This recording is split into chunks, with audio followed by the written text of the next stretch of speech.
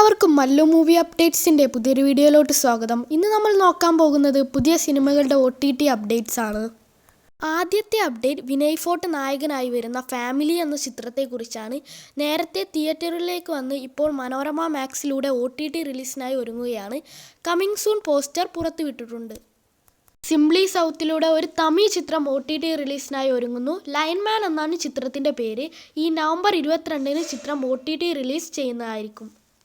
Diwali സ്പെഷ്യലായി October അവസാനയാഴ്ച തിയേറ്ററിലേക്ക് വന്ന ഒരു കന്നഡ സിനിമയാണല്ലോ ബഗീര.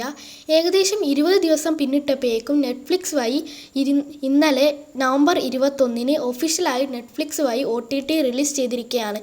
മലയാളം ഉൾപ്പെടെയുള്ള പാനന്തം ഭാഷകളിൽ തമിഴ്, തെലുങ്ക്, ഹിന്ദി ഭാഷകളിൽ സിനിമ ഇപ്പോൾ ലഭ്യമാണ്. തിയേറ്ററുകളിൽ ഡിസാസ്റ്ററായി മാറിയ കന്നഡയിൽ നിന്നുള്ള മാർട്ടിൻ എന്ന ചിത്രം നേരത്തെ ആമസോൺ പ്രൈമിലൂടെ OTT റിലീസ് ചെയ്തിരുന്നു. ഇപ്പോൾ തെലുങ്ക് പ്ലാറ്റ്ഫോമായ ആഹ തെലുങ്ക് പ്ലാറ്റ്ഫോമിലൂടെ OTT റിലീസ് ചെയ്തിരിക്കുകയാണ്. റൂംലെസ് എന്ന വിദേശ സിനിമ ഇന്നലെ അർദ്ധരാത്രി നവംബർ 21-ന് 4 ഭാഷകളിലായി ഡിസ്നി പ്ലസ് ഹോട്ട്സ്റ്റാറിലൂടെ OTT റിലീസ് ചെയ്തിരിക്കുകയാണ്.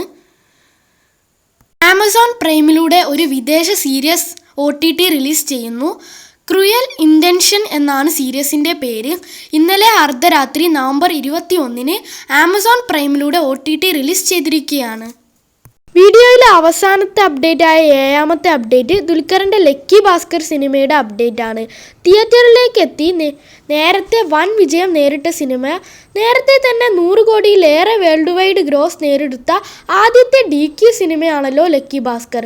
ചിത്രം അടുത്ത ആഴ്ച നവംബർ 30-ന് OTT റിലീസ് ചെയ്യുമെന്നാണ് അന്യഭാഷാ മാധ്യമങ്ങൾ റിപ്പോർട്ട് ചെയ്തിരിക്കുന്നത്.